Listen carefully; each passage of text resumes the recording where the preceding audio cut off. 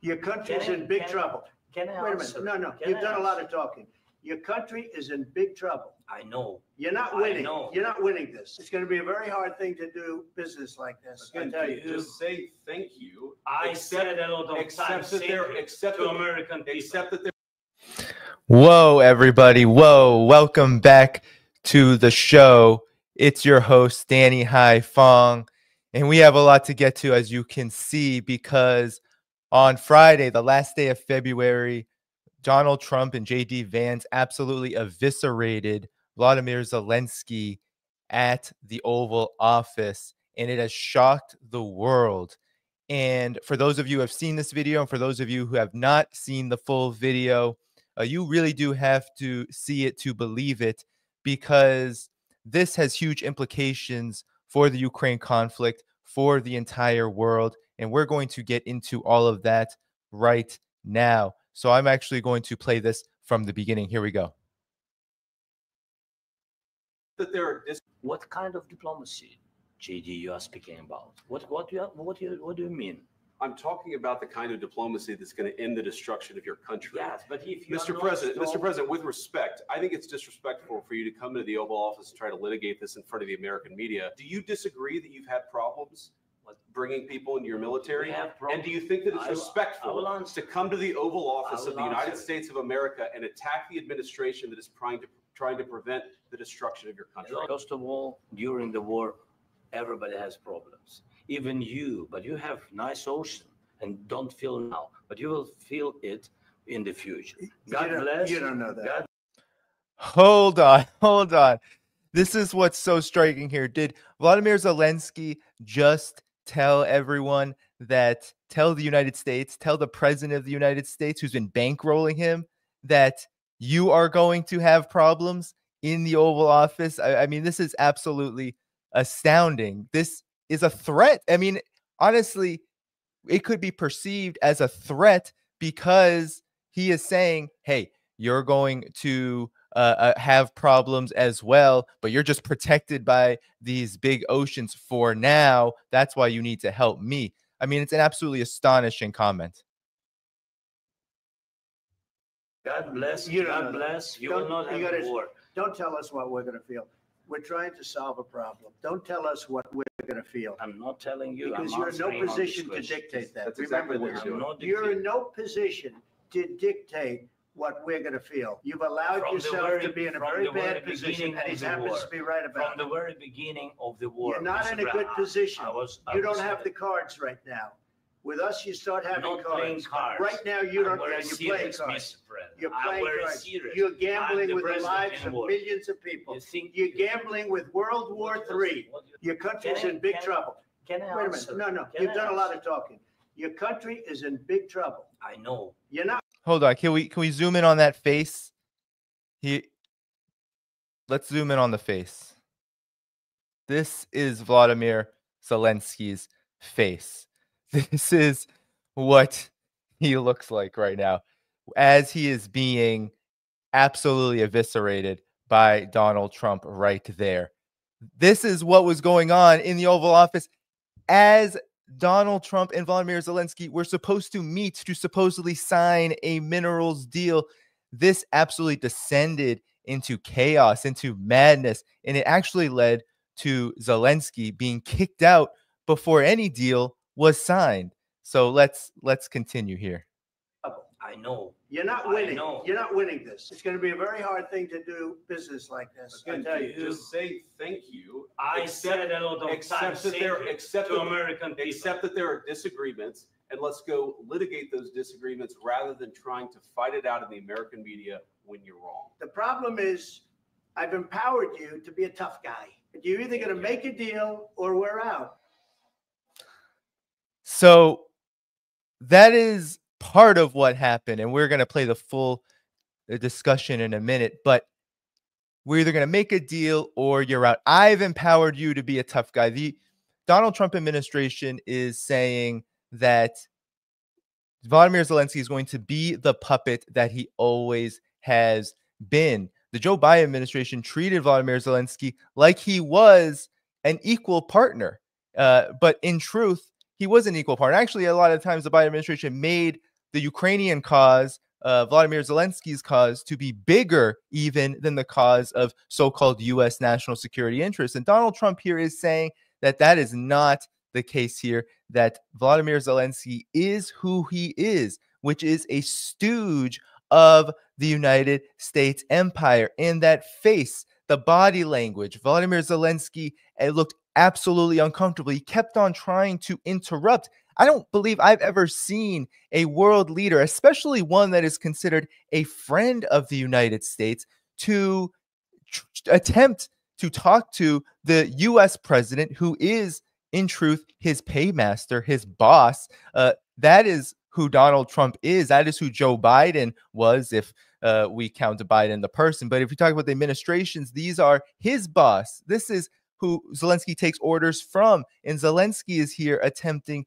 to look as if he is pushing back, interrupting, and it was not appreciated by the Trump administration one bit. So much so that he was actually kicked out of the meeting.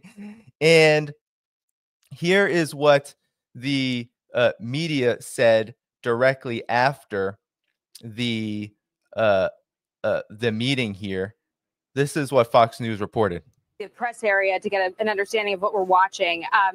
This is what I was told. The president has kicked Zelensky out of the White House. His delegation right now is telling him that he's got to go home. The president felt disrespected. Officials in the room felt that beyond the language barrier that we've heard some discussion about, Zelensky's body language, shrugging and eye rolling, was ungrateful, disrespectful. And the president feels that Zelensky is not ready for peace, and he can come back when he's ready to talk about peace. But he's not in that position right now.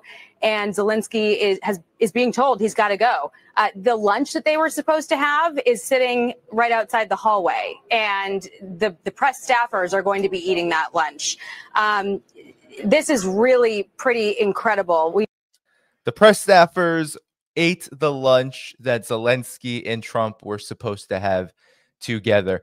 So this is an absolutely stunning development.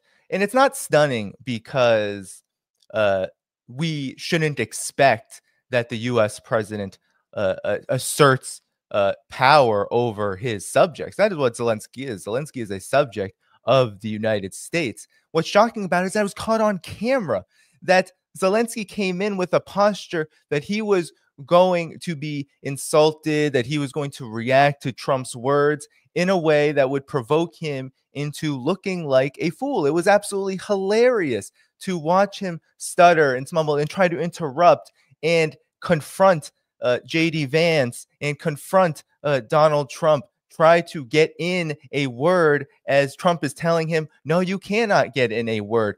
It is this kind of exchange that is emblematic of where the Ukraine conflict is right now. The Ukraine conflict is in complete disarray because the Trump administration, as Professor Jeffrey Sachs, economist Jeffrey Sachs has said, does not want to inherit the loser. And Donald Trump literally tells Zelensky to his face, you are the loser.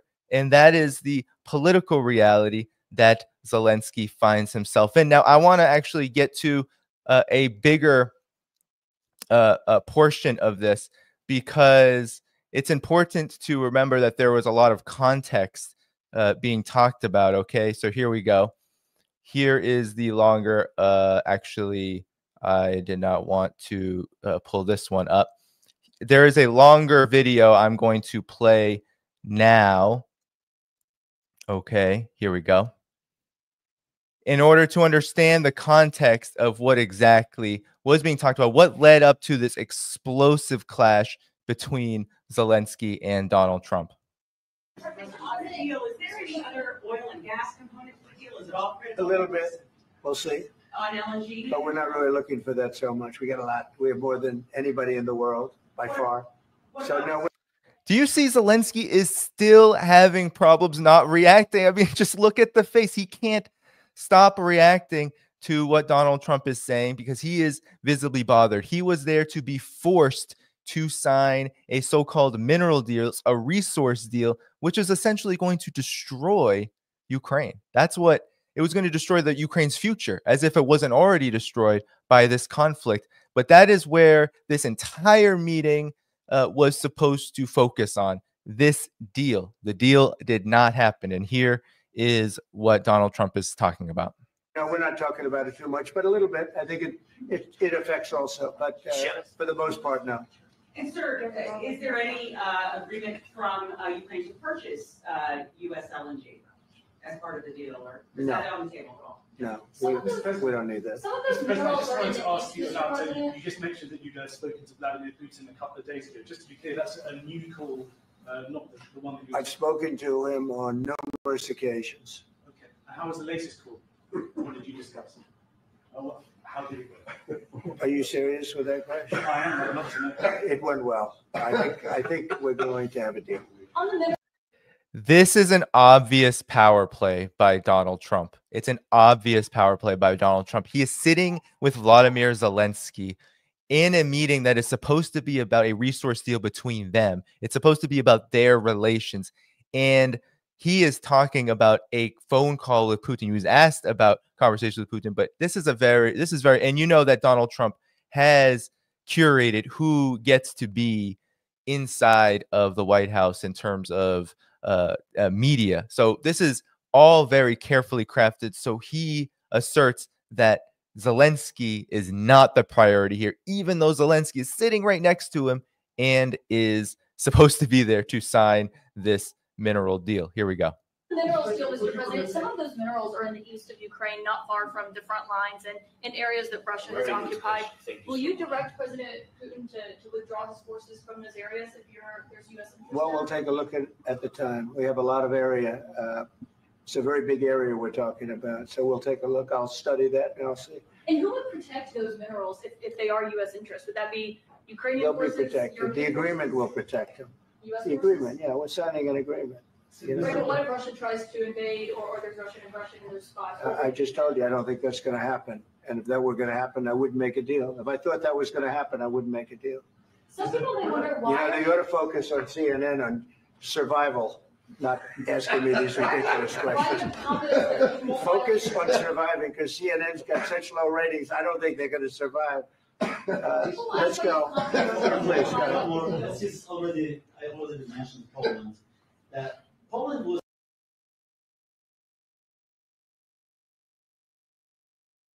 Sorry, before we get to this question on Poland, because it totally deviates from the reality.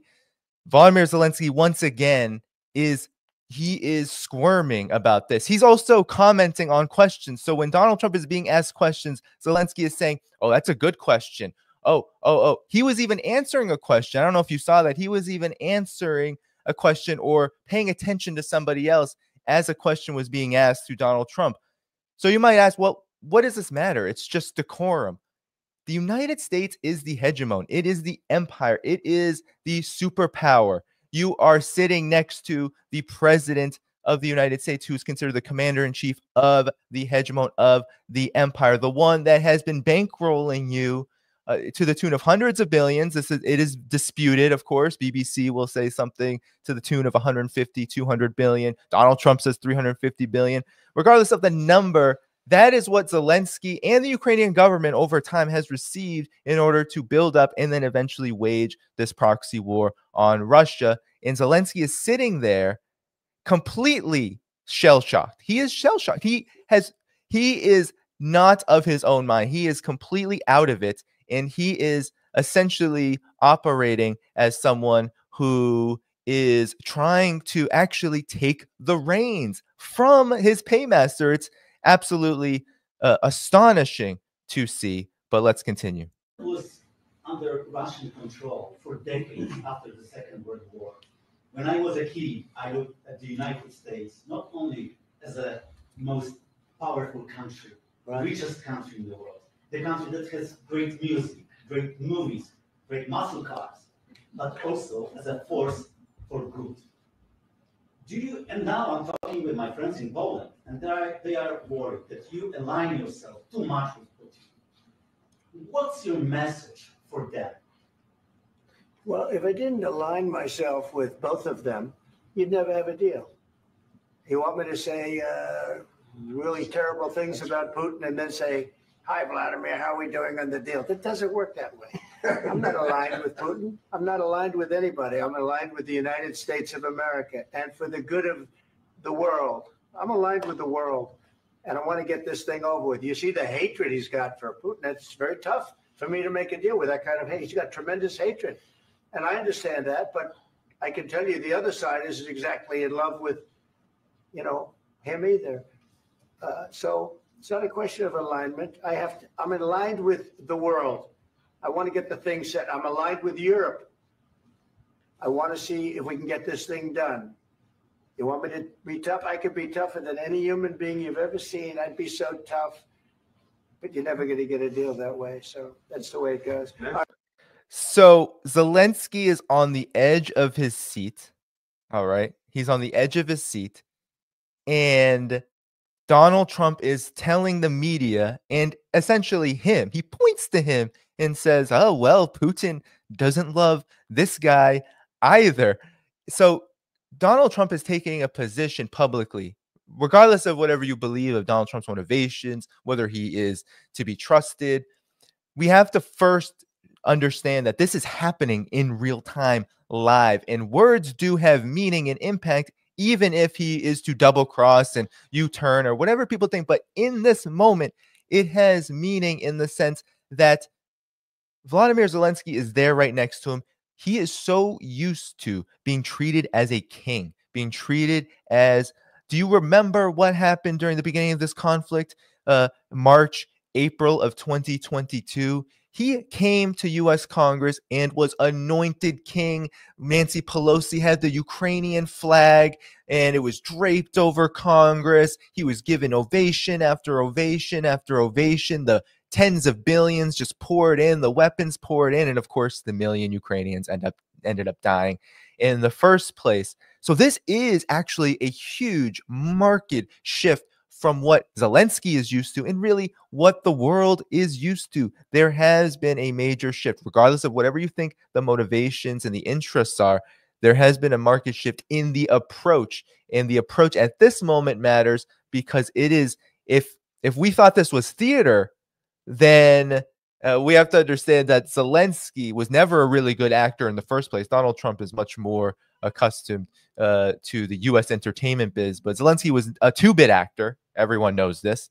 And he does not look like he is acting there one bit. He is frazzled. He is absolutely shell-shocked. So let's continue. All right, one more question. Hey, I will respond to this. So look, for 4 years in the United States of America, we had a president who stood up at press conferences and talked tough about Vladimir Putin, and then Putin invaded Ukraine and destroyed a significant chunk of the country. The path to peace and the path to prosperity is maybe engaging in diplomacy. We tried the pathway of Joe Biden of thumping our chest and pretending that the president of the United States' words mattered more than the president of the United States' actions. What makes America a good country is America engaging in diplomacy. That's what President Trump is doing. Can I ask you? Sure. Yeah? Yeah. Okay.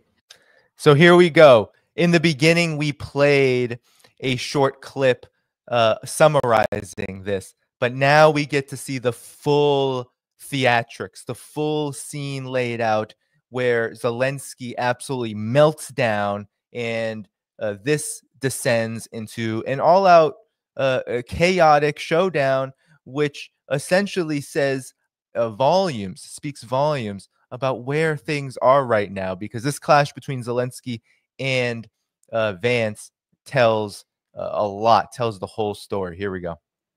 So he occupied our parts, big parts of Ukraine, part of East and Crimea.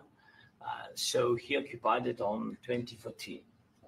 So during a lot of years, so I'm not speaking about just Biden, but those time was Obama, then President Obama, then President Trump, then President Biden, now President Trump, and God bless, now President Trump will stop him.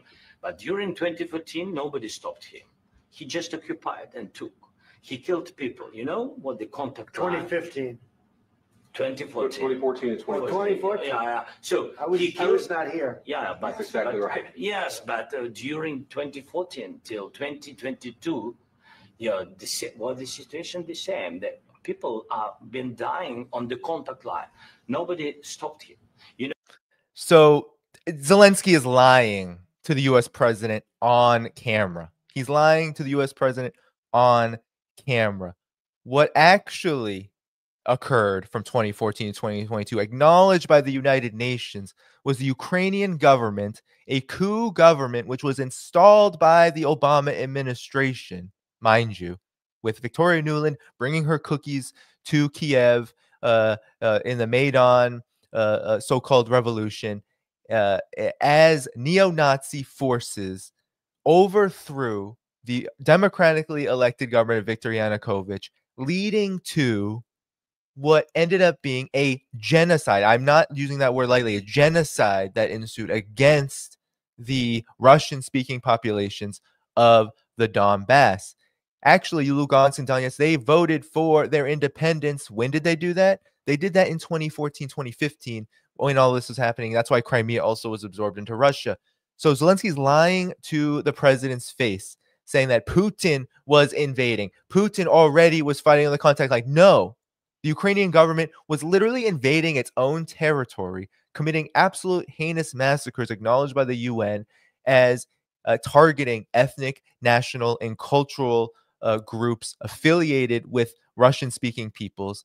And he's saying this to the president's face. He's trying to lecture the president of the United States, who, mind you, is responsible for that coup, the United States is. And also, they don't need to be briefed on this, because this is something that the United States has been propagandizing about and lying about from the very beginning. So here we go. Let's go. You know that we had conversations with him, a lot of conversations, my bilateral conversation, and we signed with him, me, like a new president. In 2019, I signed with him the deal. I signed with him, Macron and Merkel, we signed ceasefire. Ceasefire. All of them told me that he will never go. We signed him with gas contract. Yes, but after that, he broken this ceasefire. He killed our people, and he didn't exchange prisoners. We signed the exchange of prisoners, but he didn't do it. What kind of diplomacy, JD, you are speaking about? What do you mean? I'm talking about the kind. All right. That's rude. I mean, look, decorum, say what you want about, look, the United States, indefensible in its actions in Ukraine. Zelensky isn't coming from the place, mind you, Vladimir Zelensky is not coming from the place of, I am defiant against my masters now. I am pushing back in order to save Ukraine's sovereignty and independence. No, he's not doing that at all. He is lecturing J.D. Vance, Vice President, Donald Trump, the U.S. President, who literally hold the cards, as Donald Trump has said, holds the cards to Ukraine's future right now, because that is the relationship. That is the relationship between the United States and Ukraine. And he is telling them what they should understand about Ukraine and saying what diplomacy. That is, I mean, that's rude to say, what diplomacy are you talking about? This is literally Zelensky going fully unhinged. He is shell-shocked by the fact that he is not there and being treated like a king, like the so-called master of democracy that he was framed under the last administration, and he can't handle it, and he did not handle it well at all. So here is the rest. We're going to keep going. The kind of diplomacy that's going to end the destruction of your country. Yes, but if you Mr. President, with respect, I think it's disrespectful for you to come into the Oval Office and try to litigate this in front of the American media. Right now, you guys are going around and forcing conscripts to the front lines because you have manpower problems. You should be thanking the president for trying to bring it into this conflict. Have you ever been to Ukraine that you say what problems we have? I have been to. Count once. I've actually watched and seen the stories, and I know what happens is you bring them on a propaganda tour, Mr. President. Do you disagree that you've had problems bringing people into your military? And do you think that it's respectful to come to the Oval Office of the United States of America and attack the administration that is trying to prevent the destruction of your country?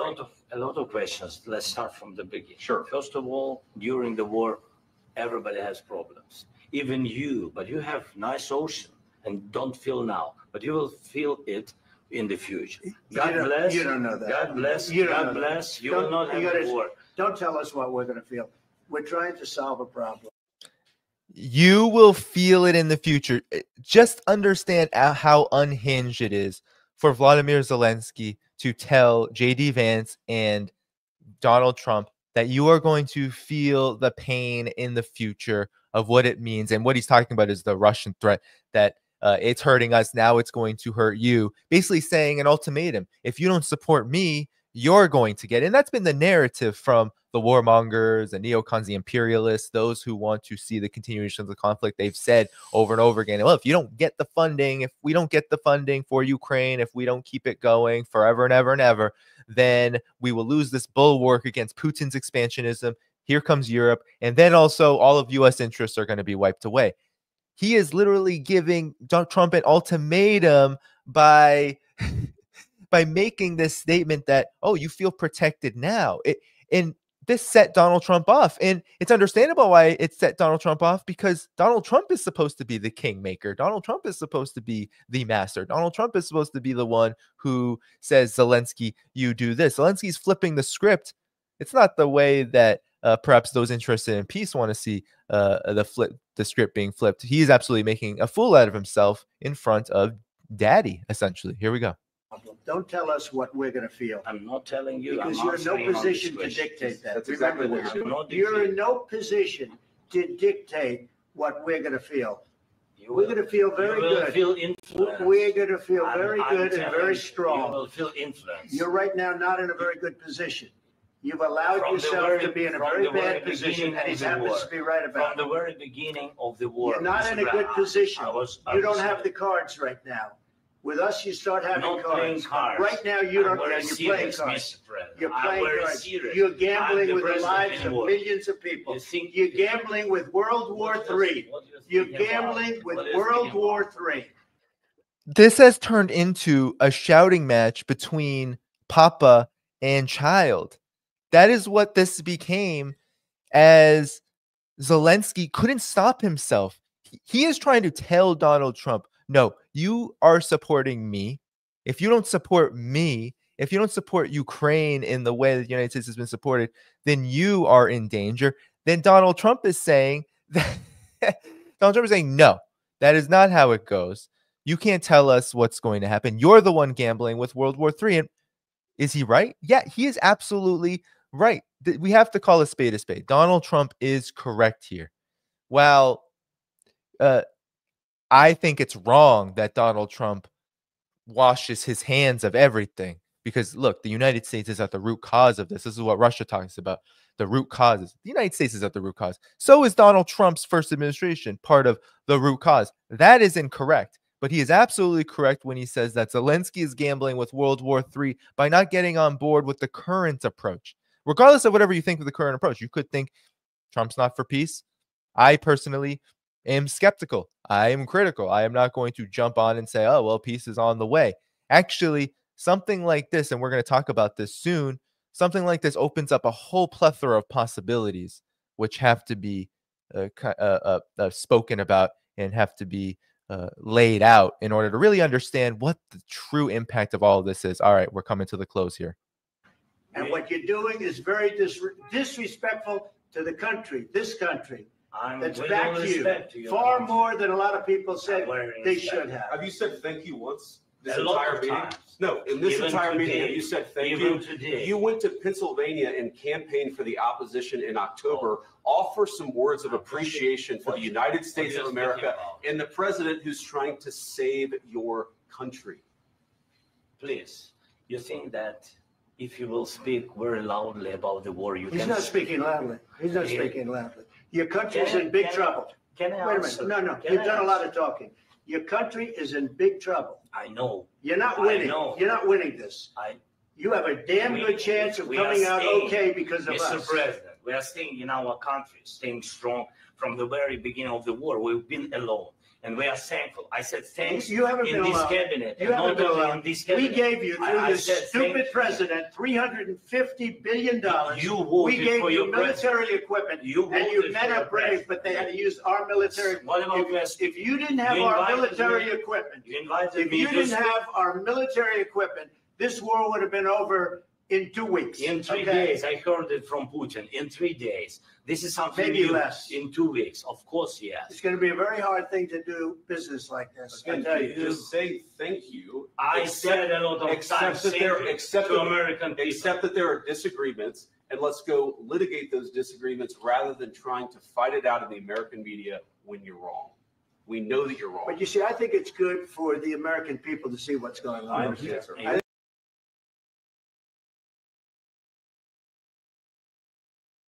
So it's devolved into an absolute shouting match, and Zelensky trying to get trying to create the facts to Donald Trump, while Donald Trump is saying, "No, you're not going to tell us how this is going to play out. You're gambling with World War III. You're the one who received all of this money, all this military equipment, and now it's all over." Donald Trump doesn't want to inherit the loser. He does not want to inherit the loser. The United States is not in the position to win this conflict. That is why this is all happening. Zelensky does not understand this because Zelensky knows that when this conflict ends, he is no longer of use. And to be quite frank, what we are seeing here is a demonstration of how his usefulness is quickly evaporating. This is what I believe this demonstrates, that no longer does the U.S. regime want Ukraine's current president to be the arbiter of whatever is going to transpire from here, which ostensibly is going to be an accelerated U.S.-Russia process of settling the conflict. Whether it leads to genuine peace or not, that is up for debate. But as you can see, Donald Trump says it explicitly. This guy isn't serious about peace.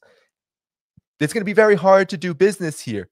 And I believe, and I'm going to talk about this later, it was a setup from the very beginning, that this was a setup. Donald Trump look, it's not hard to poke someone like Zelensky, who's very sensitive about not only his position, but also the situation with the overall conflict. He didn't come in there with the hero's treatment. He came in there knowing that he was just another guest, but actually a guest that has worn out his welcome, and he was feeling it from the beginning. Donald Trump used every ploy imaginable to bring it out, and now we have seen the utter humiliation of Zelensky to prime the U.S. public for a transition, likely a transition away from Zelensky. I believe this is actually the beginning of the end for him, regardless of whatever you think is going to happen from here. I think this is the beginning of the end for Zelensky. I think it's very important. That's why I kept this going so long. You have to be thankful. You don't have the cards. You're buried there. Your people are dying. You're running low on soldiers. Listen, you're running low on soldiers. It would be a damn good thing. And then you tell us, I don't want a ceasefire. I don't want a ceasefire. I want to go and I want this. Look, if you could get a ceasefire right now, I tell you, you take it so the bullets stop flying and your men stop getting killed. Of course, we want to stop the war. But you're saying you don't want a ceasefire. But I said to you, I want a ceasefire. With guarantees. Because you'll get a ceasefire faster than an agreement. Ask our people about ceasefire, what they think. That wasn't with me. That wasn't with me. That was with a guy named Biden who was not a smart person. That was with Obama. It was your president. Excuse me. That was with Obama, who gave you sheets, and I gave you javelins. Yes. I gave you the javelins to take out all those tanks. Obama gave you sheets. In fact, the statement is Obama gave sheets and Trump gave javelins. You got to be more thankful, because let me tell you, you don't have the cards. With us, you have the cards. But without us, you don't have any cards. One more question to Mr. Vice President. Wow. You don't have any cards. That's what Donald Trump is saying. Look, the way he mocked him about the ceasefire. Oh, I don't want a ceasefire. I don't want a ceasefire. That just shows just utter humiliation, utter disrespect. And some people are feeling for Zelensky at this moment, believing that he was absolutely bullied. And he was bullied. Now, I would feel for Zelensky if Zelensky came in there and said, I want justice for my country. I want sovereignty for my country. I want to be treated like an equal because I am the leader of a sovereign country. And here is what I hope that we can accomplish together. But the problem is that the war from the very beginning was about the destruction of any kind of Ukrainian sovereignty as we knew it, whatever that was ever supposed to mean. It was the end of it, right? Ukraine, as we knew it, was made into a complete and total military outpost and vassal of the United States via mainly NATO, but the United States directly involved. Donald Trump there was bragging about giving the javelins, giving the weapons. I gave you javelins, Obama gave you sheets. That's about the non-lethal aid leading into the end of or leading into the conflict, the non-lethal aid that eventually in 2021, late 2021, during the conversations that Biden refused to have with Putin, there was a lot of non-lethal aid sent, and some of that was blankets. But nonetheless, the United States was providing arms at that time. Regardless, Donald Trump is framing this, of course, as it's not me, it's Biden, it's you. And this is his attempt to say, I'm not inheriting the loser. I'm not going to be the one to be blamed for the failure that is this conflict. And when he mocked him about the ceasefire, it's my estimation that what he's saying is that you better stop fighting soon. That is how I took that. You better stop fighting soon, because if you do not, well, that's an open-ended question. It's going to be a tough deal to make because the attitudes have to change. What if Russia breaks ceasefire? What if Russia breaks peace talks? What do you do then? I understand that it's a heated conversation right now. What are you saying?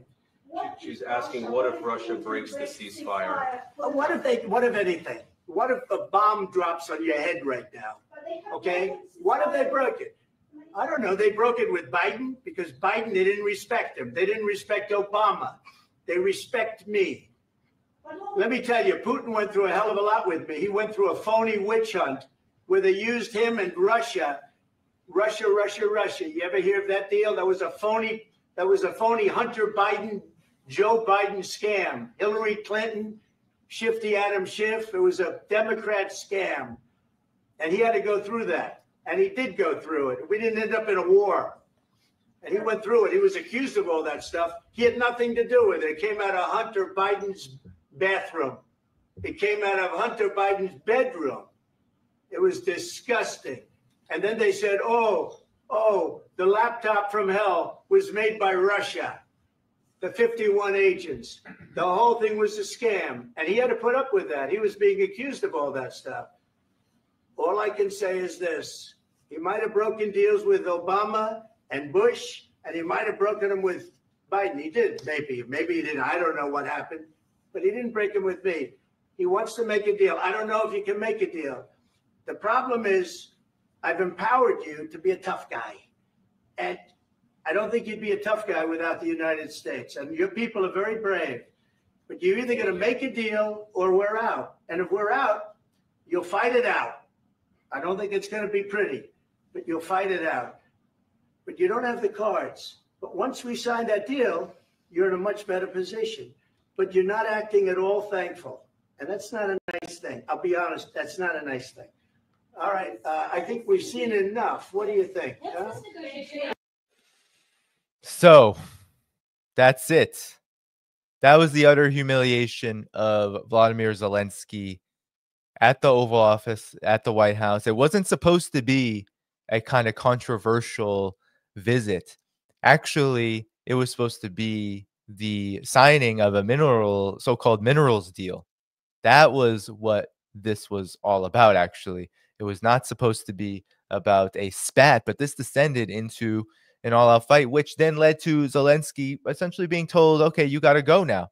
And where did he go? Well, he went into Keir Starmer to the UK, and the Europe right now is in the absolute works of trying to get the entirety of Europe, including the United Kingdom, which is not in the EU, to replace U.S. support, which is not going to happen because all of NATO, the entirety of the NATO sphere, the United States, has been bled dry by this.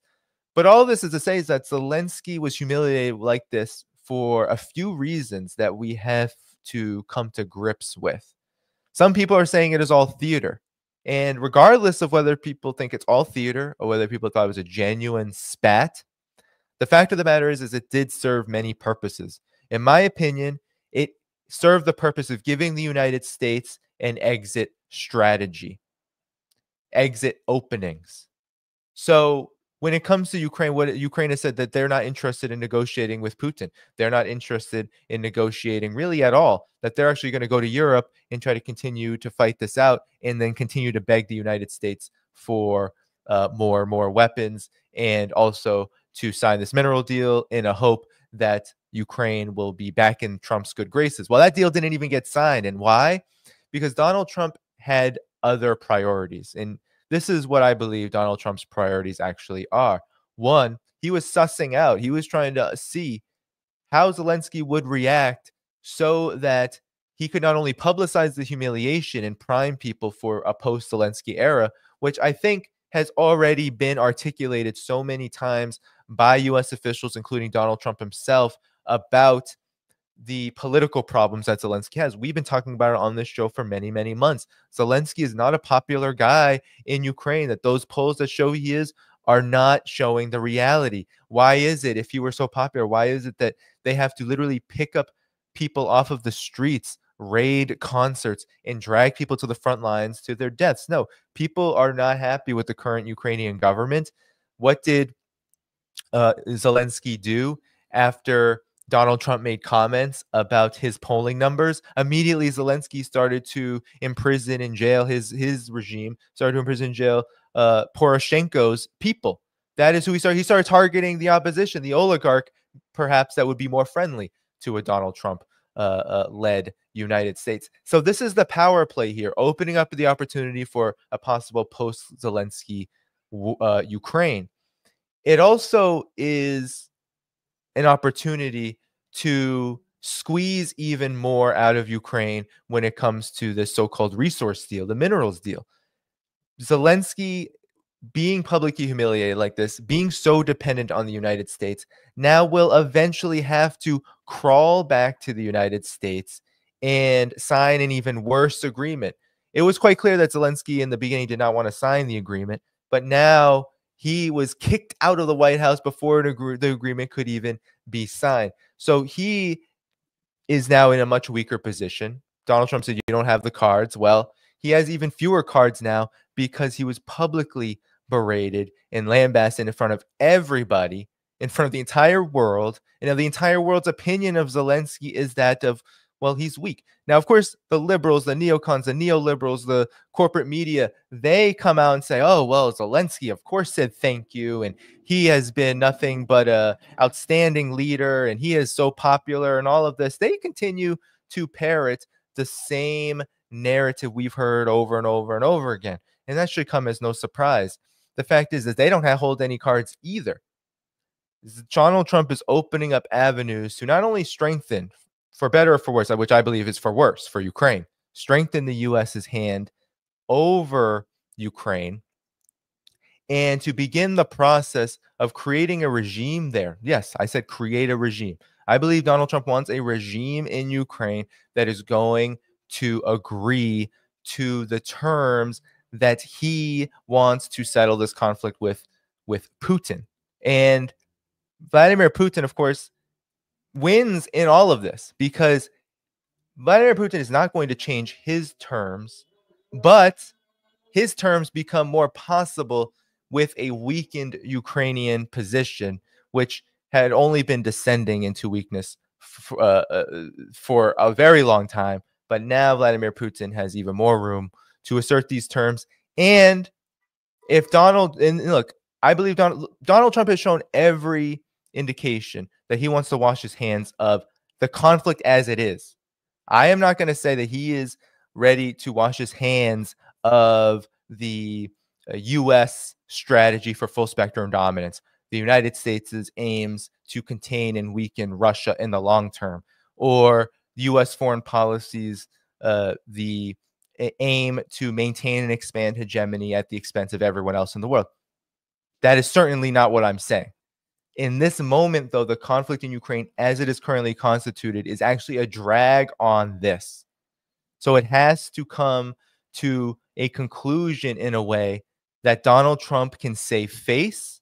Look at Zelensky, look at the Ukrainian regime. It is completely and utterly hopeless.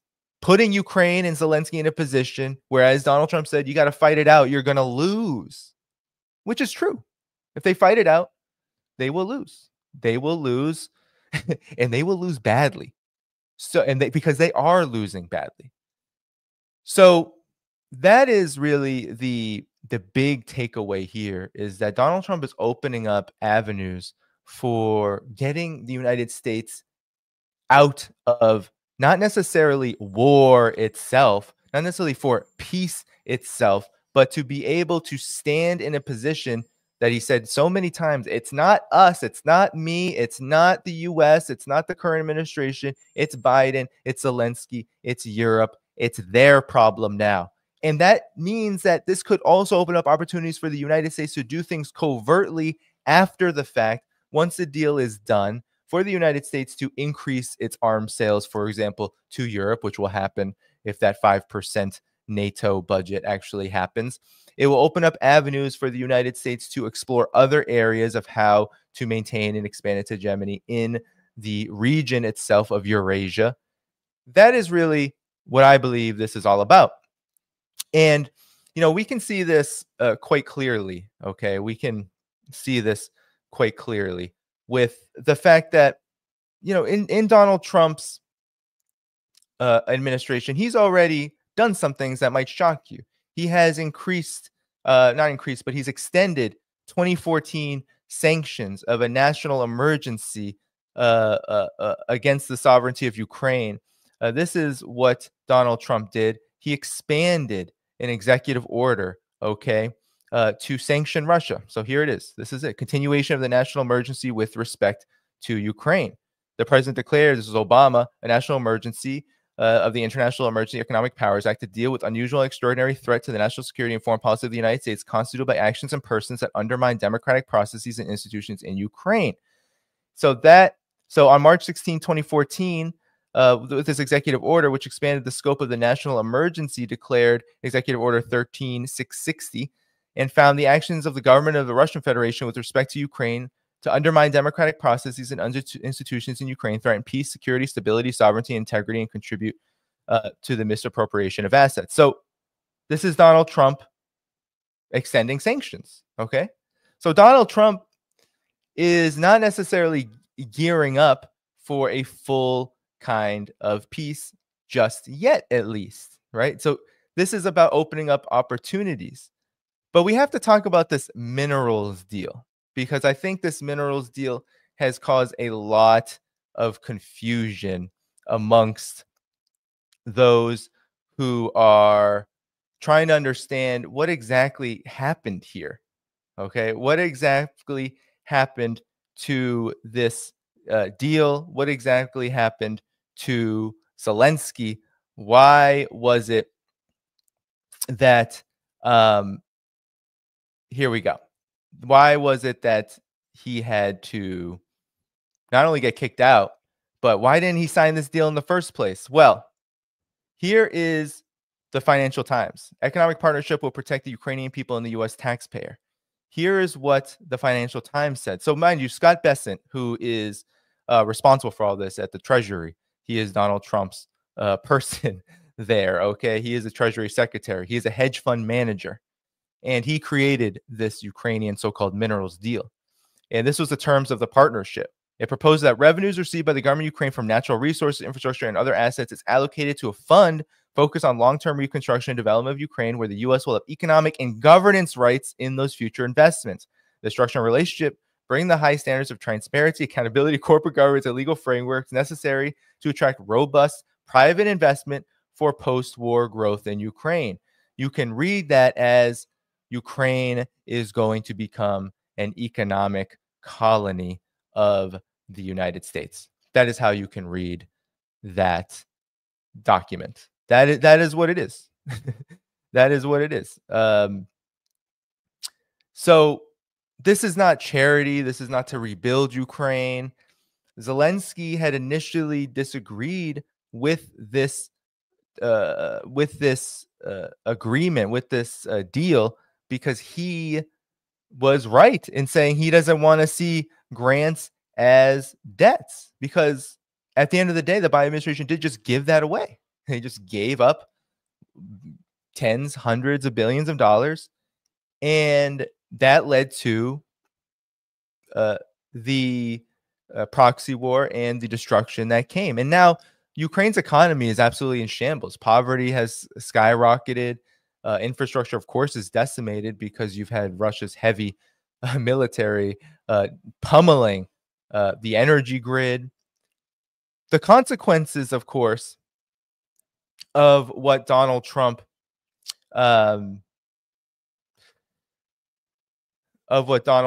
did with Zelensky are going to be even more egregious and difficult for Ukraine. It's going to make things even more difficult for them. Okay, here is what the possible fallout of all of this is. U.S. aid to Ukraine may end with Trump-Vance rant. This is the Kiev Post, of course. So you see the slant against the Trump side here. But a Trump administration official told the New York Times the president might decide to end even indirect support provided by the United States. The Trump administration is considering cutting off all remaining military aid to Ukraine, citing President Volodymyr Zelensky's remarks during the Oval Office on Friday. A White House meeting on Friday between Donald Trump descended into a heated exchange, with Trump and Vance hurling accusations at Zelensky and Ukraine. A senior administration official spoke anonymously to the Washington Post and said the decision, if made, would affect billions of dollars worth of radars, vehicles, ammunition, and missiles awaiting shipments under presidential drawdown authority. The official dismissed claims that Donald Trump and J.D. Vance's intense exchanges with Zelensky were pre-planned, insisting that efforts were made to strike a more positive tone ahead of the meeting. According to the Washington Post source, this was reflected in Trump dropping his accusation that Zelensky is a dictator before their talks. Well, this is how far things have descended, obviously. The New York Times reported that Zelensky entered the White House on Friday, already aware the U.S. military shipments to Ukraine had effectively stopped. Later that day, a Trump administration official told New York Times that all U.S. assistance, including the final shipments of ammunition and equipment approved under the Biden administration, could soon be canceled entirely. So, again, we're looking at the possible beginning of the end of Ukraine. And now it hasn't happened yet, so we shouldn't become so enamored with this possibility, because, in fact, we are still in the place of waiting and seeing. But the fact of the matter is that Zelensky's tone, his position, his stance at this meeting, I think reveals that things are not going well with Donald Trump, that the rubber has kind of met the road here, that things are falling apart, and Donald Trump, again, does not want to inherit a loser. Now, this isn't to say that whatever happens from here is going to be some kind of bastion of peace. Donald Trump certainly frames himself as that. But as we know, not only with the continuation of the sanctions, but also in the deal that he was about to force Ukraine to sign, things were not going to look great for Ukraine as well. And certainly we see with tariffs on China, we see with all kinds of other global developments, the Riviera of the Middle East, Gaza being spoken about, displacement plan there, threats made against Iran. All of this shows that there is still a posture by the United States, not of peacemaker, but of doing what is going to be best for U.S. interests, which U.S. interests are empire. And so right now, what we are seeing is Donald Trump pivoting to diplomacy. Shocking. right? It's a shocking development to believe that Donald Trump is conducting diplomacy, but we have to call a spade a spade. That is what this is. That is what the phone calls with Putin have been. That is what the Riyadh summit have been. They've been diplomacy. This isn't to say that that diplomacy is being used for the ultimate objective of quote unquote peace, but it is quite obvious that the Trump administration does not want the political fallout of what is going to happen should this conflict continue. Because when J.D. Vance, and now J.D. Vance he's a product of Peter Thiel. He's a product of billionaires. He is someone that we have to be very wary of. He is the future of the GOP, and he is, despite all of the hoopla about him, he is establishment, right? He has a long collaborative relationship with GOP donor and Silicon Valley billionaire Peter Thiel, one that has aided Vance from his time in venture capital to his role as senator. So that is who J.D. Vance is. But when J.D. Vance was talking about the battlefield realities to Zelensky to his face, he wasn't lying about that. All right. You can find report after report. You don't have to go to Ukraine because everyone is reporting this now. Here's Politico, War of Ukraine, war of attrition strains Ukraine's army. Ukraine wants Donald Trump's support, but has suffered thousands of casualties and desertions as it holds the line against Russia, talking about literally someone who was on medical leave, discovering that the army command transferred her to one of the hottest spots in the war. This is what is happening in Ukraine. Medics are being sent out to the conflict. Now, that's not all.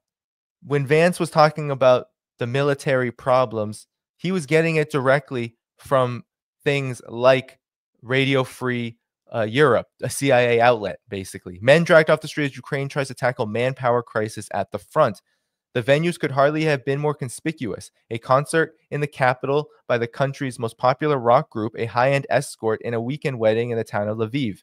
Military recruiters showed up at these events, among many others, across Ukraine in recent days. And mind you, this article was written just in October, so not long ago. In some cases, the result was across Ukraine in recent days, looking for men who had not registered for service under a long debated and highly controversial military mobilization law adopted in the spring. In some cases, the result was dramatic. Footage shot outside of the Oki and LZ concert at Kiev's Palace of Sports on October 11th showed officers dragging a man in civilian clothes across the pavement as he shouted in protest, and onlookers chanted shame. A glaring example of two worlds colliding in Ukraine, where deadly battles grind along the 1,200-kilometer line as Russia's full-scale invasion heads toward a fourth year, and we are in that fourth year. So half the country is crying and half the country is jumping for joy. Does that tell you that Zelensky is in good shape? Because half the country is a lot of people. And this is from a Kiev-based Democratic Initiatives Foundation. Kiev-based, okay? So remember that. This is big trouble for Ukraine. Big trouble for Ukraine. And so J.D. Vance wasn't lying here. He was not lying one bit about this, okay? So Vladimir Zelensky, okay? Vladimir Zelensky was, after all of this happened, he was being demanded to apologize, okay? The Trump administration wanted him to apologize. Marco Rubio was on CNN directly after this, and here's what he had to say about apologizing. Meanwhile, I would like Marco Rubio to apologize for all of his regime change obsessions in Venezuela, Cuba, and elsewhere that have had dire consequences on those countries. But here's Marco Rubio playing the part of so-called diplomat as head of Secretary of State, reacting to what happened between Zelensky and Trump. But what specifically do you want to see President Zelensky apologize for? Well, apologize for turning this thing into the fiasco for him that it became. There was no need for him to go in there and become antagonistic. Look, this thing went off the rails. You were there, I believe. It went off the rails when he said, let me ask you a question to the vice president. What kind of diplomacy are you talking about? Well, this is a serious thing. I mean, thousands of people have been killed, thousands. And he talks about all these horrible things that have happened to prisoners of war and children, all true, all bad. this is what we're dealing with here. It needs to come to an end. We are trying to bring it to an end. The way you bring it to an end is you get Russia to the table to talk. And he understands that attacking Putin, no matter how anyone may feel about him personally, forcing the president into a position where you're trying to goad him into attacking Putin, calling him names, maximalist demands about Russia having to pay for the reconstruction, all the sorts of things that you talk about in a negotiation. Well, when you start talking about that aggressively, and the president's a deal maker, he's made deals his entire life, you're not going to get people to the table. And so you start to perceive that maybe Zelensky doesn't want a peace deal. He says he does, but maybe he doesn't. And that active, open undermining of efforts to bring about peace is deeply frustrating for everyone who's been involved in communications with them leading up to today. And so that we have to understand what Marco Rubio said. First of all, that's a script. And a lot of people look at Marco Rubio as Marco Rubio, and he is someone who has championed the entirety of the three-front spectrum of war against Russia, China, and Iran, and Latin America, everywhere for U.S. hegemony. But here, he is reading the script that Donald Trump wants him to read, and this, I mean, it's absolutely astonishing. The fact is that what Rubio is really saying, and what Donald Trump has been saying, is that maybe if Zelensky doesn't want a peace deal, one, perhaps a peace deal cannot be arranged, or two, maybe that peace deal has to be arranged without Zelensky. Those are two possible options here. Now, Donald Trump, I don't think can politically afford to walk away from the Ukraine conflict and say, hey, I tried, and that's it. No, because that would make him look weak, which is why I lean toward the maybe Zelensky is going to end up like Mr. Diem did in Vietnam, where suddenly Zelensky has a tragic accident or a tragic event happens to him where his life is no longer safe, where he is essentially taken out. That is, I think, there are a lot of considerations here. But after what happened today, regardless of whether you think it's given what happened in the Oval Office, those theatrics, regardless of whether you think it was scripted or not scripted, I personally don't think they were scripted, but I do think there was a plan.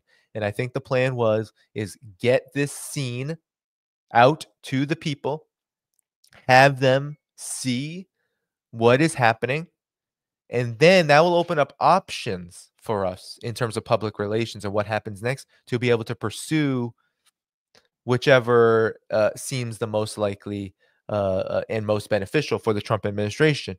That could mean taking out Zelensky. That could mean walking away from the conflict and saying, hey, Russia, just go for it. It's not ours anyway. It's Europe's and Ukraine's, and Zelensky wants to live out his life in war. Well, hey, but we want to still have relations with Russia, so we'll just turn off the spigot, end all military aid, and then that will be it.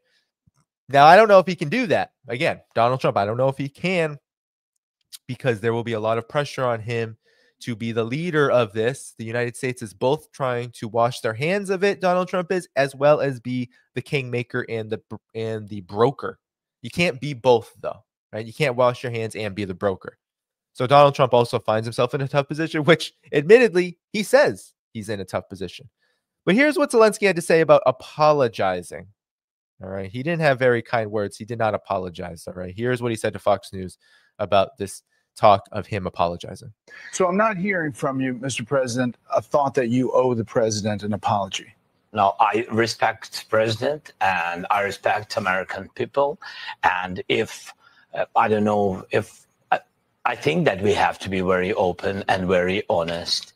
And I'm not sure that we did something bad. I think maybe sometimes some things we have to discuss out of media, with all respect to democracy and to a free media. But there are things where we have to understand the position of Ukraine and Ukrainians. And I think that is the most important thing. Yes, we are partners. You know, we're very close partners. We have to be fair. We have to be very free.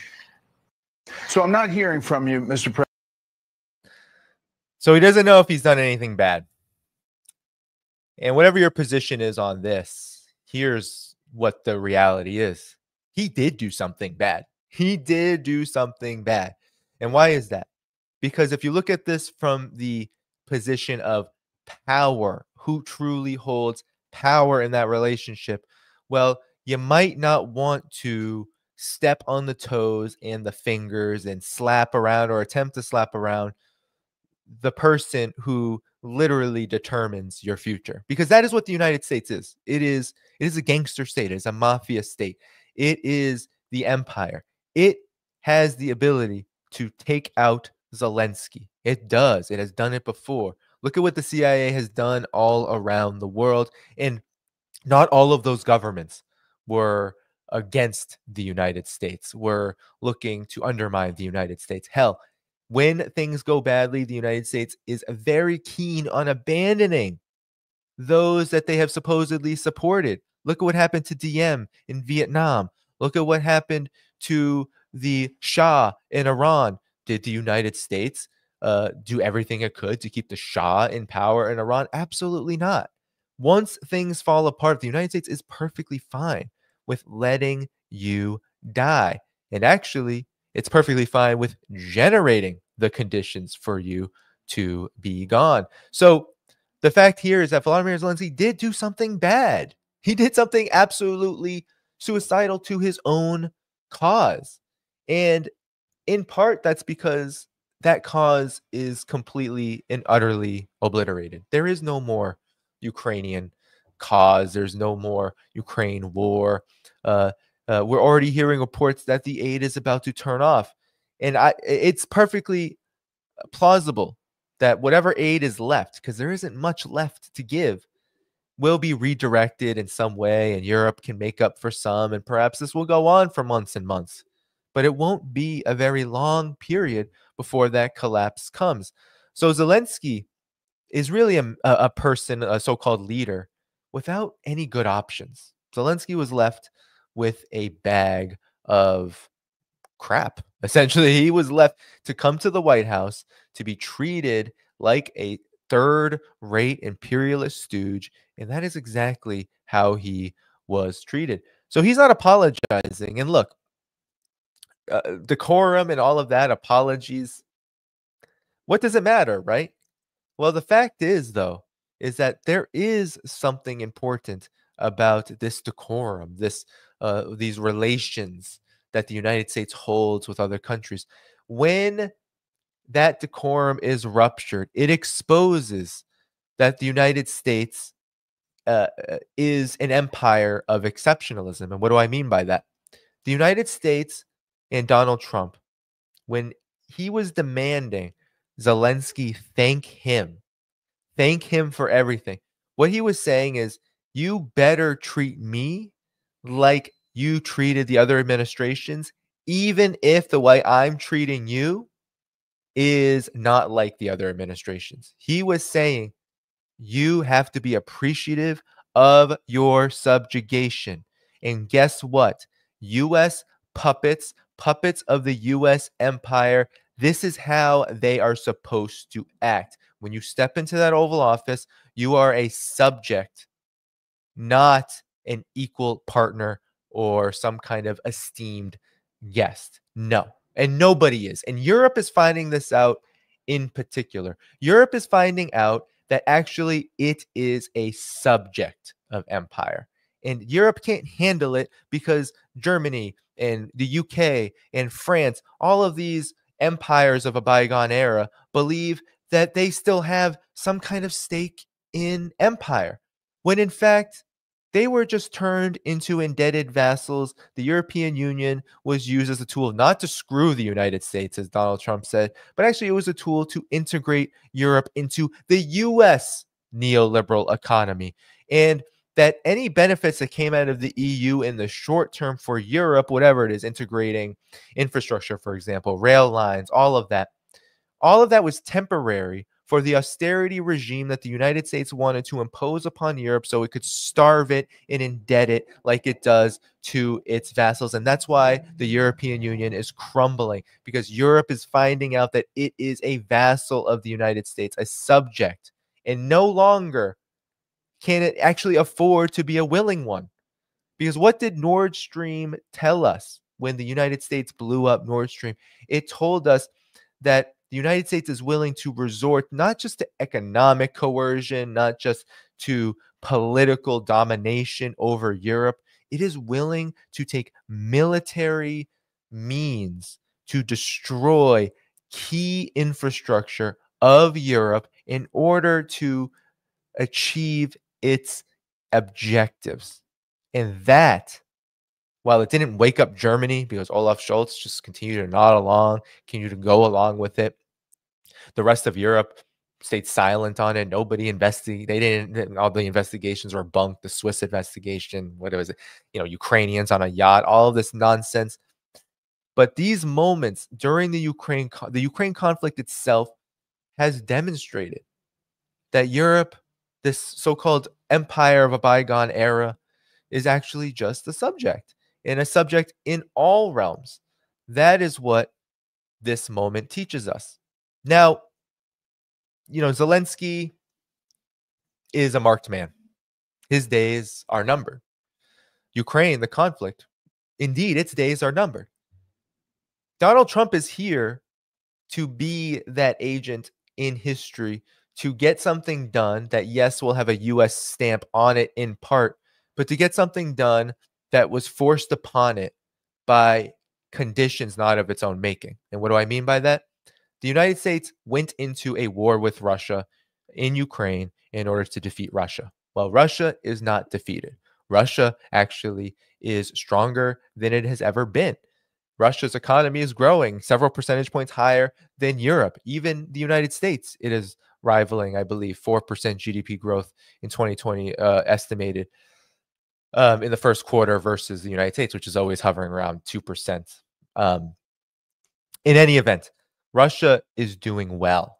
Russia politically is stable. Russia militarily can fight like this for another 3 years, and Ukraine doesn't have anywhere close to that to survive.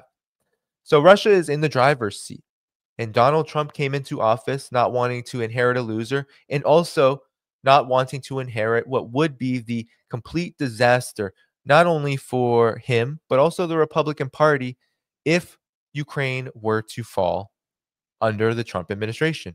If the military collapse, the military defeat of Ukraine was fully established, which is very well what's going to happen if the conflict continues. Donald Trump has 4 years if he, is able to make it that far. He has 4 years. Ukraine doesn't have 4 years. Russia is very much prepared to make this conflict end well before then. So that is where Trump is. Trump has to do this. I think people misunderstand his rhetoric. You can attribute anything you want to Trump, and words do matter. So we have to take them and we have to say that they are significant and that there is a shift. But regardless of whatever you think of the words and their meaning and whether he's a liar or whether he is telling the truth, wherever you stand on that spectrum, just know that it is the conditions on the ground, the facts on the ground, which are creating this. It is Vladimir Putin. It is Russia. It is the fact that the multipolar world defeated what was the last gasp of the unipolar world to use every weapon at its disposal, sanctions, proxy war in Ukraine, nuclear threats, all of this against Russia, and it backfired dramatically. And now it's important to note, all right, it's important to note that there's a bigger picture here, all right? That bigger picture is China. And the reason why I want to bring up this bigger picture of China is because when I say Donald Trump doesn't want to inherit a loser, I also mean that Donald Trump wants to start pursuing a possible winner. There is nothing in the United States politically that more unites Americans, at least as a voting bloc, than its antipathy of China. Across, it's even more than Russia, because people in the GOP camp and those who are adjacent or wherever they are actually much more sympathetic of Russia now because of Donald Trump's foreign policy pursuits of détente with Russia. But we have to be very careful about assuming that this détente is simply about peace and peace itself. And I've played this in the past but it's so critical to understand that Trump came into office. He was the nominee at this time when he spoke to Tucker Carlson and said this about the disaster of a united Russia and China. The one thing, and I had a professor at the Wharton School of Finance, but we had history classes also. He said, the one thing you never want to happen is you never want Russia and China uniting. We united them because of the oil. We united them. Biden united them. It's a shame. The stupidity of what they've done. Well, I'm going to have to ununite them, and I think I can do that too. I have to ununite them. He thinks he can ununite them. All right. And we have to, again, if words have meaning, then we have to understand that those words are, in fact, meaningful. They mean that Donald Trump had an objective coming into office of ununiting Russia and China. So we have to ask ourselves, well, did he just stop believing in this? Because he's also said things like China and the U.S. can fix the world together, that he has a very good relationship with Xi Jinping. I mean, these are all things we heard in Donald Trump's first term. But really, what have we seen so far? We've seen tariffs. We've seen an economic memorandum come out, a fact sheet that says the United States wants to pursue a full-scale economic war against China, which decouples U.S. companies from investing in China in order to stop the communist Chinese from stealing patents and all of this. This was very reminiscent of his first term. Even talks of renewing the China Initiative, which went after American citizens, Chinese nationals, and American citizens for their dealings with China, and played a huge role in closing cultural people-to-people ties between China and the United States. So it's quite clear that Donald Trump has an agenda here. And everything that we know about U.S. foreign policy and how it takes shape under U.S. presidents should tell us that actually the United States is looking at China as the big adversary of this century, and that, or for the rest of this century, and that it has to pivot right now. Because look, if it continues to fight Russia in this way, then for damn sure it is not going to be able to fight China. That is just not going to happen. So Donald Trump has said it. He has talked about ununiting Russia and China. And this has been a policy of Henry Kissinger. You remember, Henry Kissinger was a prominent piece of Donald Trump's first administration. And some have called actually what he's doing with Russia reverse Kissinger, because during the period where Kissinger was Richard Nixon's primary advisor, what did he advise Richard Nixon to do? He said, look, we are in a Cold War against communism, and we want to take advantage and exploit divisions between the Soviet Union and China. So we need to pick one. Which is the bigger adversary at the time? China was weaker than the Soviet Union as of the 1970s. China was actually cut off from the world economic marketplace, and up until 1971 wasn't even acknowledged by the United Nations as the rightful government. The People's Republic of China wasn't acknowledged as the rightful government of China. So Kissinger told Nixon that he should normalize with China, reap the economic benefits, and help pull away China from Russia.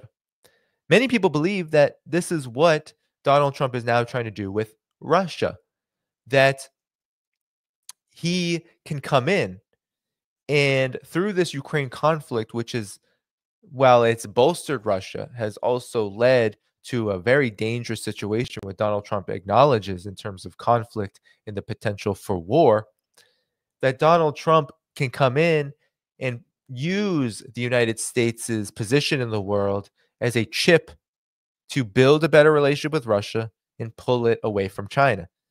Now, this is fantasy in many respects, because the Russia-China partnership is immense. Russia and China's economic trade volume is up above 240 billion at this point, and it rises year on year. Russia and China have a an all-weather partnership that they are not about to give up just because Donald Trump wants it to happen, or Donald Trump maybe sees an opportunity for it to happen with the cessation of the Ukraine conflict.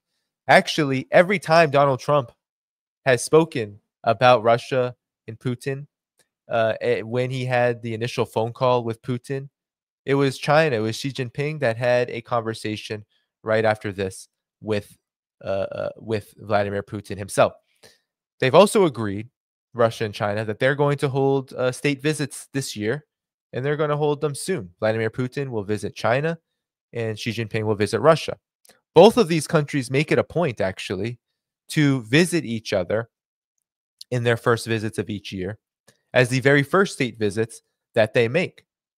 And this isn't even to get into the larger projects that Russia and China have together in the multipolar realm, in the realm of building a new world order, which are not going to go away.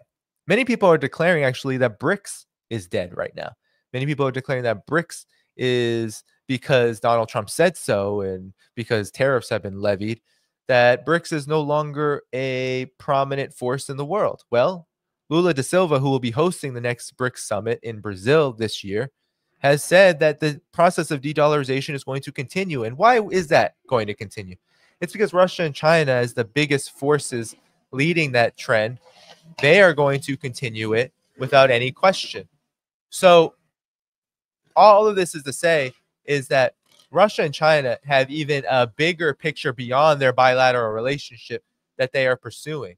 And that picture is a multipolar world, a world where their sovereignty is not only respected, but also the way they organize their economies, their governance systems, and the way that they want to see the world pursue development in all spheres.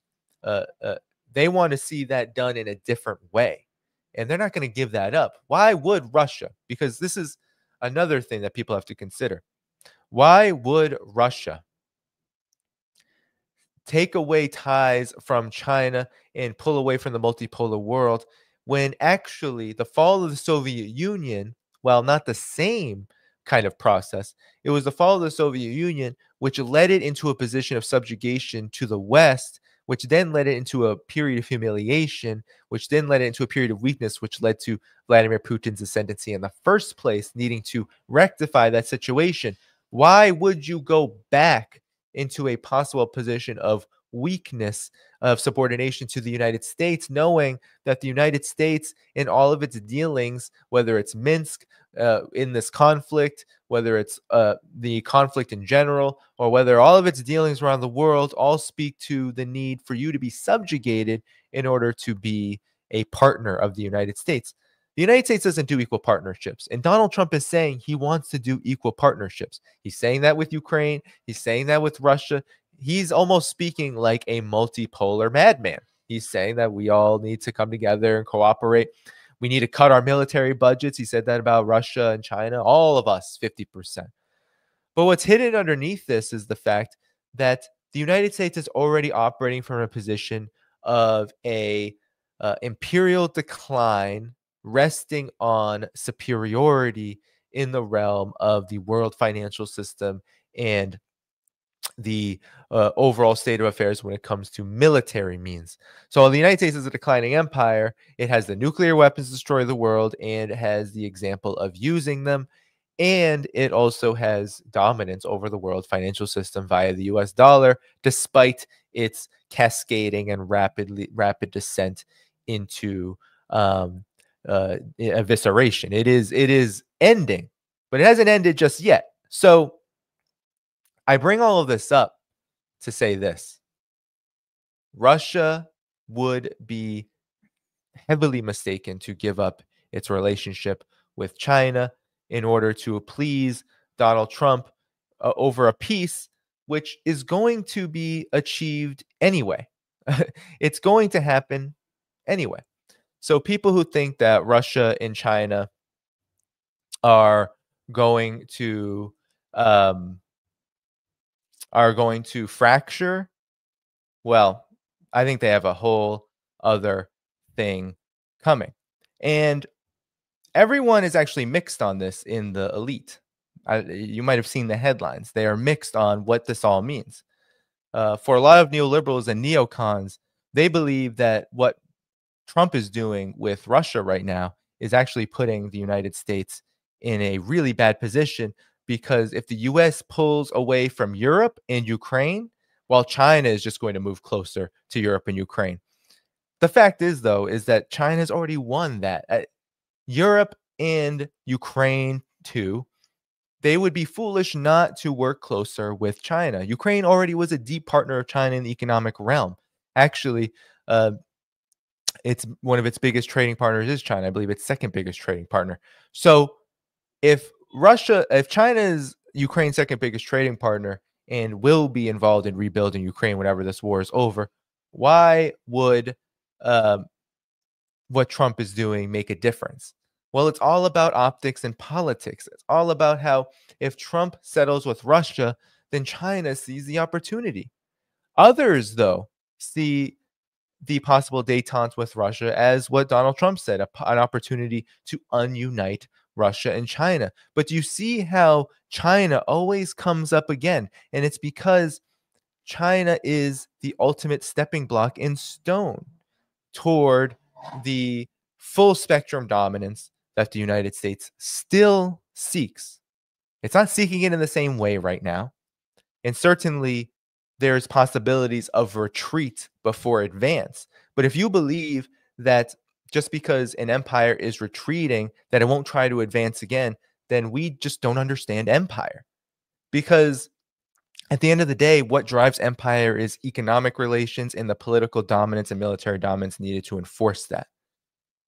Some believe, and friends of the show like Scott Ritter believe, that Donald Trump wants to make economic cooperation happen and that it will lead to a more prosperous United States. And Donald Trump wants to wash his hands of this conflict, and he wants to learn the lessons of of what happened to him prior and what he did before in his first administration. I am actually not going to say that that isn't a factor, because I understand that Donald Trump is a particular political figure with very contradictory elements about him, and that he lies a lot and he tells a lot of inconvenient truths and he does a lot of bad things, and then he moves toward what I would say, I don't even want to call him good, realistic things. He's a very particular figure, especially in the foreign policy realm, but we know that as an oligarch, as a rich businessman, the disagreements I have with the idea that this is all going to change is that the economic relations of the United States, the economic engine of the United States, is still driven on not win-win cooperation, but dominance. And if that dominance is what's driving the United States, then its military apparatus is utterly and totally going to follow that direction too. It's not about the defense of the United States. The United States has never been under threat. So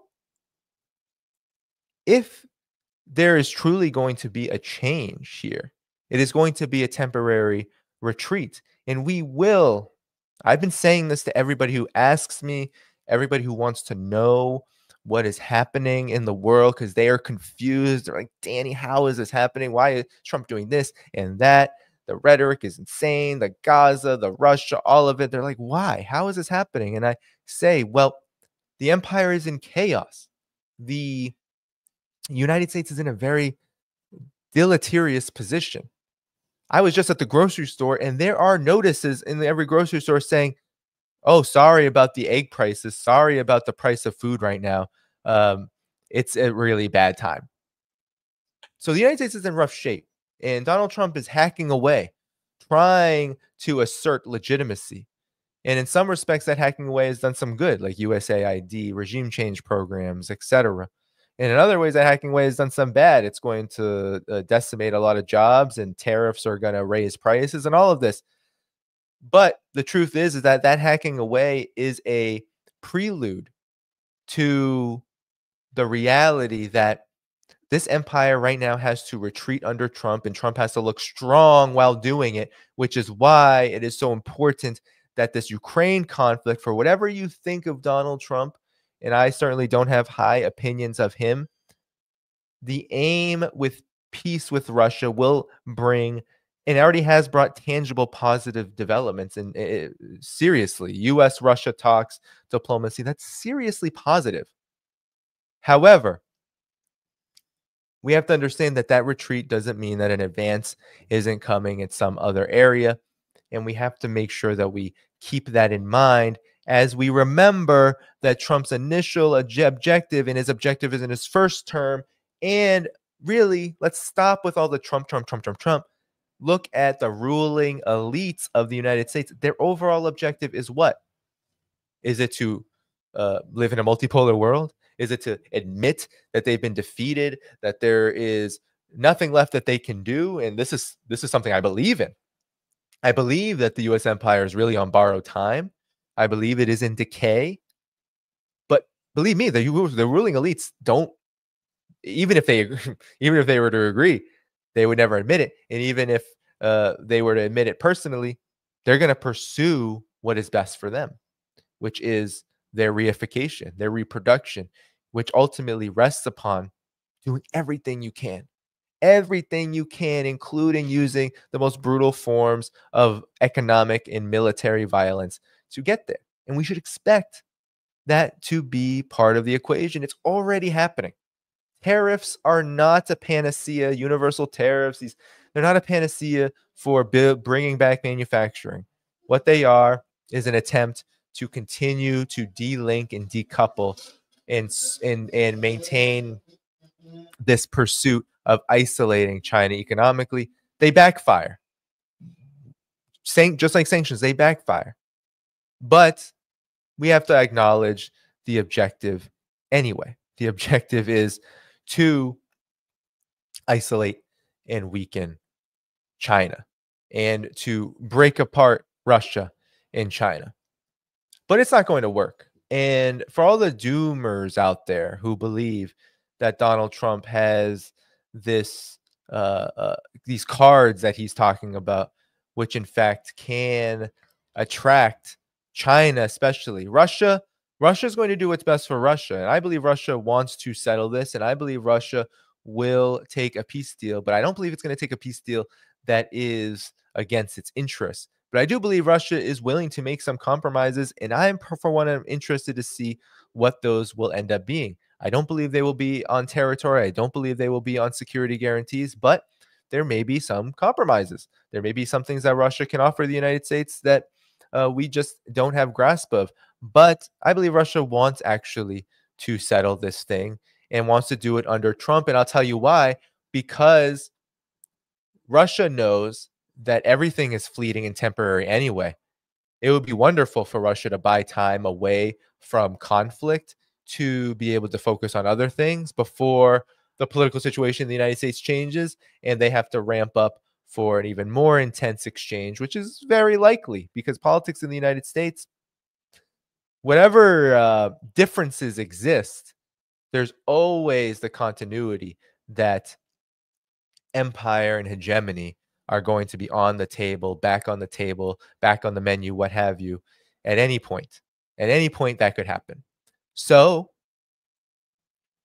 that means that Russia could use a temporary reprieve, and I believe Russia wants it, even if they know that they can fight it out, even if it could only benefit Russia to have more of a diplomatic posture toward the United States. But China will not. First of all, China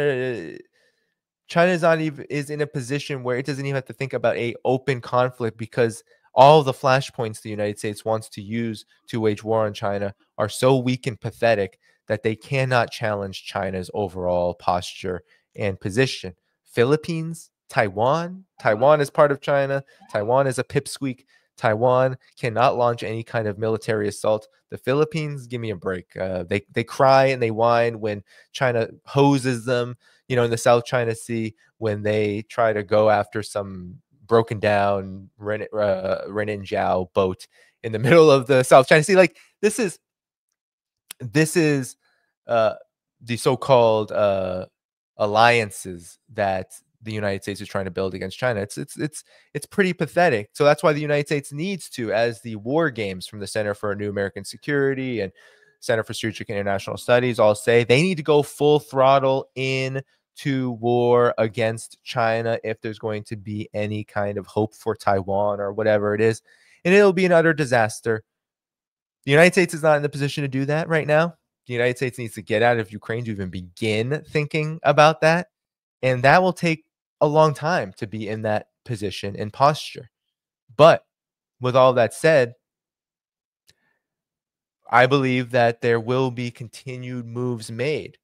The United States will continue to pivot to the Pacific. It will want to use its strategic freedom from Europe and from the Ukrainian theater to then move to the Asia Pacific and begin building up its forces even more, provoking, showing off the posture and the power of the U.S. military, supposedly and so-called.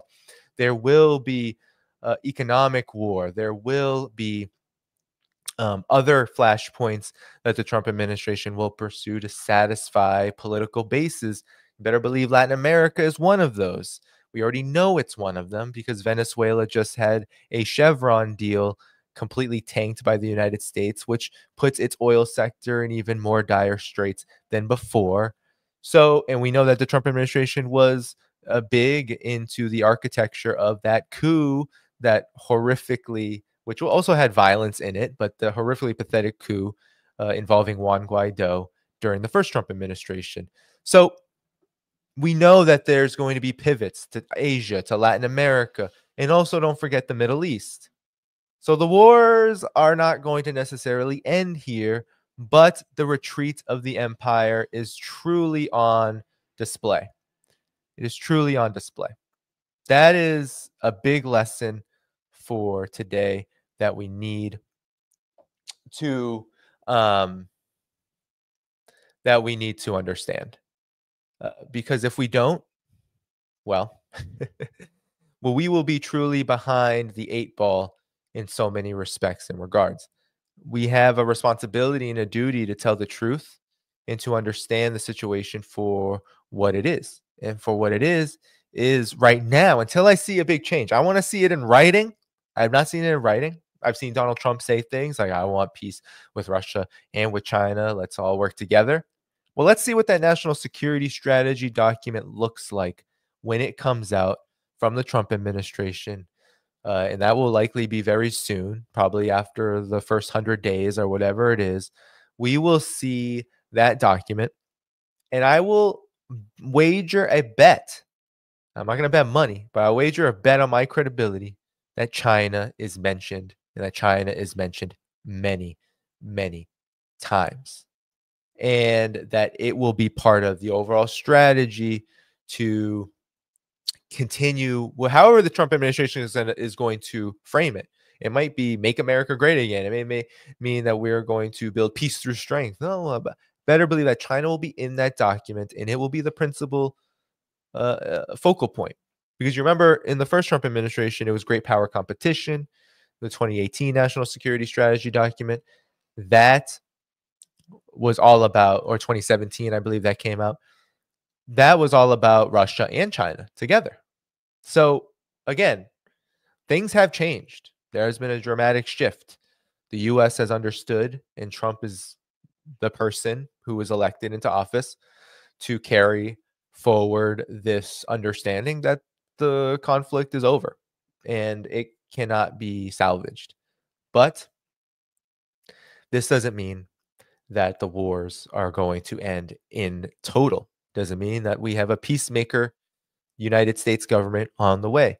It actually means that we have to be very much inclined in understanding that a more effective evil, whether it's a Democrat, which I talk about a lot, the Democrats being the more effective evil in neutralizing progressive left, whoever, people who are genuine, who are usually interested in peace, into corralling them into being foot soldiers of war.